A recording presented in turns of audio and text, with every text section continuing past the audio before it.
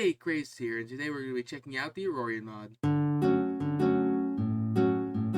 Okay, to start us off, we're going to go through some of the blocks that are in this mod. To start off, we have Aurorian coal, which you can find in the Aurorian coal ore, which you'll find in Dimension, and then you can craft that into Aurorian coal blocks. Next up, you have your Aurorian cobblestone, which obviously you can craft into Aurorian cobblestone stairs. Then you have your Aurorian dirt, which you'll find in Dimension, and if you want to get smelting in Dimension, you can make yourself an Aurorian furnace. To make an Aurorian furnace, you just put the cobblestone like this. And if you're looking to build and want to add a nice aesthetic to your furnace, you can make yourself an Aurorian furnace chimney. Up next, you have your Aurorian pyridite, at least I think that's how you say it, and you can use that to craft smooth Aurorian pyridite, which you can use to then craft these smooth Aurorian pyridite stairs. Now this block is key. This is your Aurorian portal frame, which is how you get to the dimension. And to craft the portal frame, you need Aurorian stone, which you might be thinking, how do you get stone if you can't get to the dimension? Well, to make the stone, you craft it like this. To go decorative block, you have your Aurorian steel block, which you make with Aurorian steel. Here's the Aurorian stone I mentioned earlier, and I've already showed you how to craft it, so moving on. However, I must mention that you don't just need it for the portal frame. If you want to make these cool bricks or stairs, well, that's how you make it with Aurorian stone. This is the Moonlight Forge. It's a pretty important block. Think of it as your smithing table with your diamond tools converting into your netherite tools. This does the same thing, except you need a moonlight to do it. Here's how you craft the Moonlight Forge. You're going to need your moon gem, Aurorian cobblestone, and silent wood crafting table, which I'll show you how to craft later. And if you're wondering how you get a moon gem, you find it on the Moon Temple Pillar Island. If you're looking for some fancy glass, you can make Aurorian glass. To collect Aurorian glass, you need moon glass and a plant fiber. And to get your plant fiber, you break Aurorian tall grass with a sickle. Now here's the moon glass, which you make with moon sand. Here's another really cool decorative block, at least in my opinion. This is the moonstone block. Now this moonstone block is made from moonstone ingots. This block I just added in because it has a cool functionality. This is the indigo mushroom, and it behaves a lot like a slime block, and you just bounce on it. And these two things, your indigo mushroom stem and your mushroom crystal, I added those in because they're, a part of the mushroom in the dimension. Here is another really important functional block. This is your scrapper. Now a scrapper you can use to turn your unwanted tools and armor and turn it back into its base scraps. And to do that, you're gonna need a crystal right here. Now this does not just work for the mod stuff. As you can see, you can also scrap your diamond stuff into diamonds and so forth. Right here is the silent wood crafting table, which you saw you need to make the Moonlight Forge with. And other than that, it's just a crafting table. Here's your moon torch, which I think just looks pretty cool. And here's how you craft your moon torch.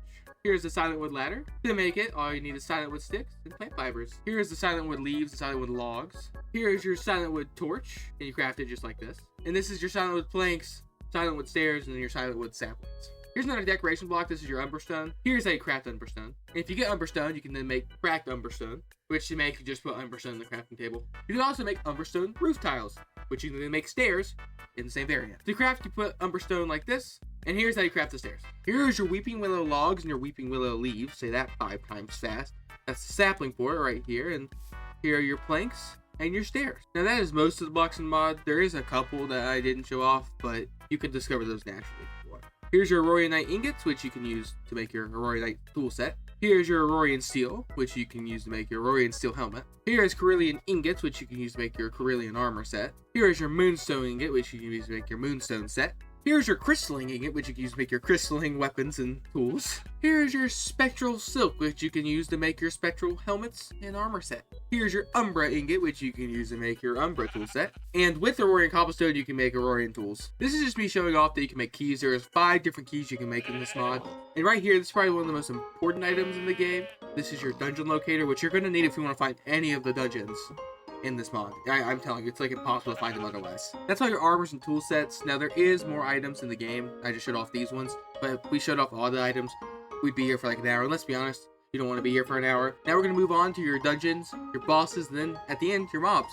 Of course, before we actually get into that, we have to, light the portal. So you build your portal frames like another portal, and then you just light it with a flint and steel. Now I'm going to show you how the dungeon locator works. All you're going to do is shift and then click to whatever you want to find. And first we're going to find the runestone dungeon.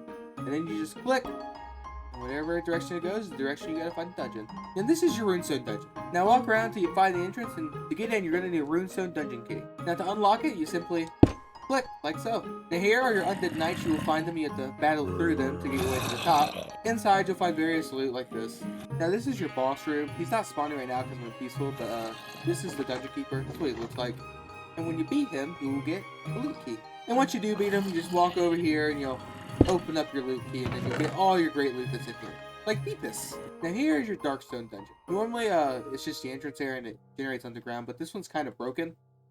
And that's not supposed to be there. That's just a separate structure. So this one's kind of weird, but I'm still gonna show it off anyway. To open this, you're gonna need a darkstone key, which is how you craft it. Then you just open it like you did the other one. This is what it looks like inside. You're gonna find various loot like this. Now, while you're in here, you're gonna have to see these little spiderlings, which it's gonna be hard to fight because they're really fast. Now, after going down a few layers, you will find yourself the boss room. And if I wasn't creative, it would spawn the spider mother. And once you fight her, you would get access to back here where this loot is. And here's the loot you could find. Now, here is your moonstone temple. As you can see here, your islands with the pillars where you can craft the key.